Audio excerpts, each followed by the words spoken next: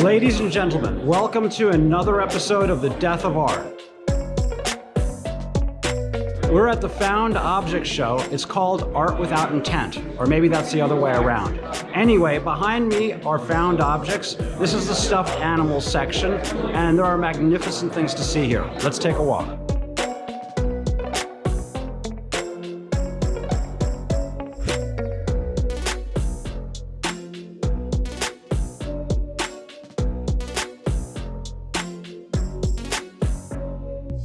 One thing that immediately caught my eye is there are a number of really old zip guns. A zip gun is a homemade gun, usually with a found piece of pipe.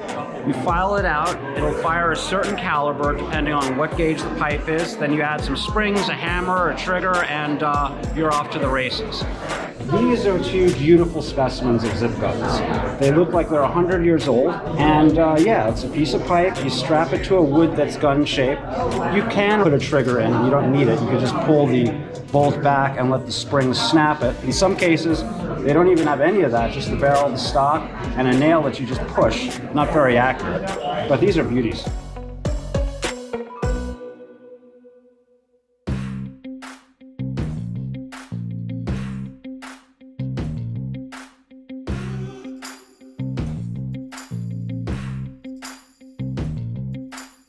I don't know how they preserved this so beautifully, but this looks so fragile. It looks like some kind of dark 8th sphere planet. That's magnificent.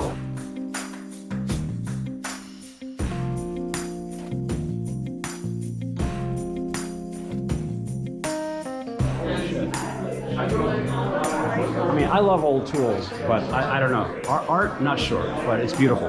It's a 19th century inspired.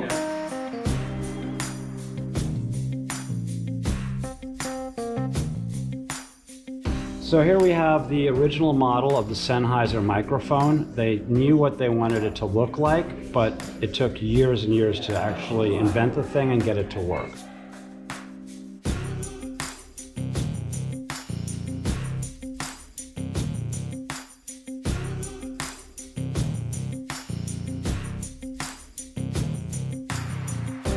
Here's something in the gray area. So this looks like it's 19th century industrial design. Some part of a manufacturing process, or perhaps a tool, dyes, things like that.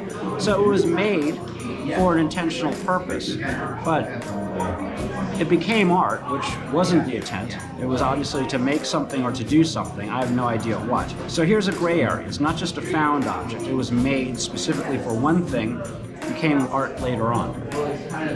Although you can say that about almost everything here, so I don't know why I'm talking about this.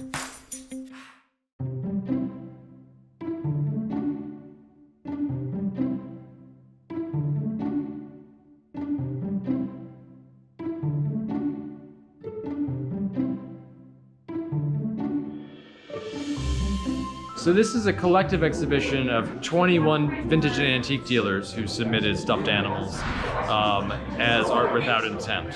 Each piece has a dimension that exists, which we could say within our own mind. And I think that's ultimately what a stuffed animal is. It's a creature of the imagination. And so here you have animals who existed in the imaginations of others who are long gone. For instance, this one, which I love, you sometimes get granny notes with antiques.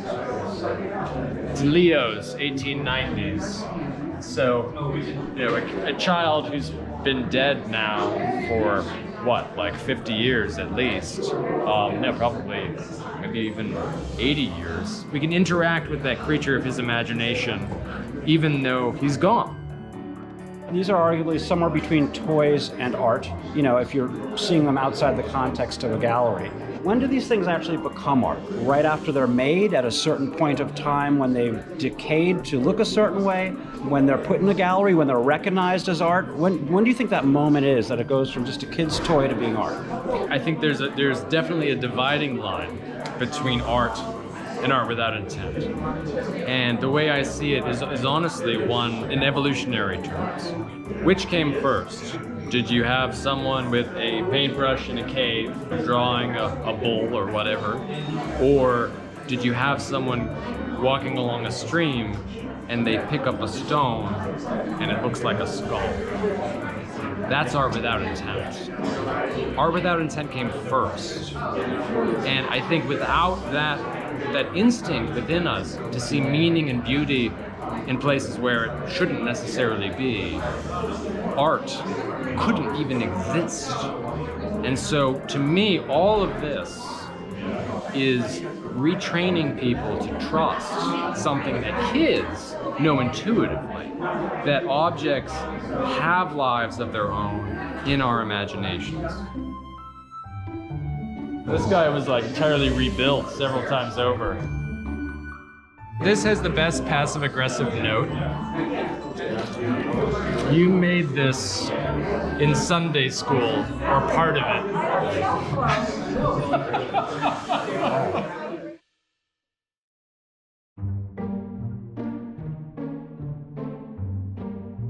So sometimes you see something where you really, really want to know what the story is with this.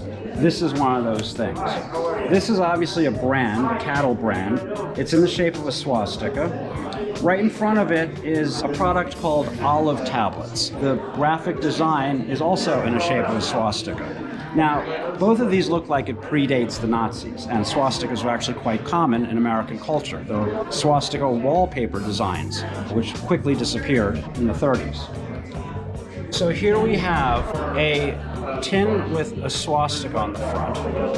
And in case you really needed to know what olive tablets were used for, it says, directions. 1 or 2 tablets taken at bedtime should cause the bowels to act nicely next morning. A pleasant laxative. You saw it here first on the death card. The brand came out of Texas. I couldn't find the specific branch, but it was definitely an early 20th century at latest Texas ranch symbol, and so it would have been for branding cows. And just out of context now, obviously it's just difficult to look at. I've always been super fascinated with how prolific swastikas were prior to the Third Reich use of it. Because it was such a common good luck symbol everywhere. And so there's so many postcards and whatever, as you said, wallpaper that use that symbol. It's just so wild how out of context now. It's like very jarring to see. But was just a common good luck symbol.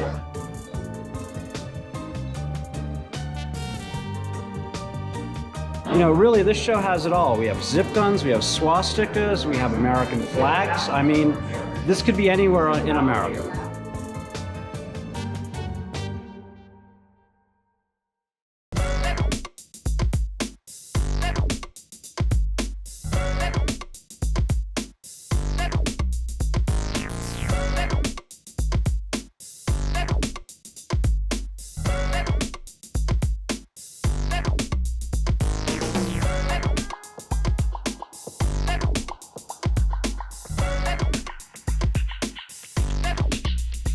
This is the child in me, which still exists. If I were to take one thing home today, it would be this one.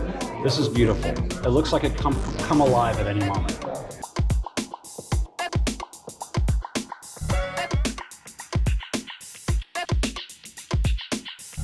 The name of the show is Art Without Intent, but I'm really not so sure that there isn't some intention behind this. Think about it. We live in a universe that is probably self-aware and conscious. So are these objects just spewed out constantly, waiting for us to recognize them? We'll probably never know. Have a good night, folks. Please like, please subscribe, and please ring the bell.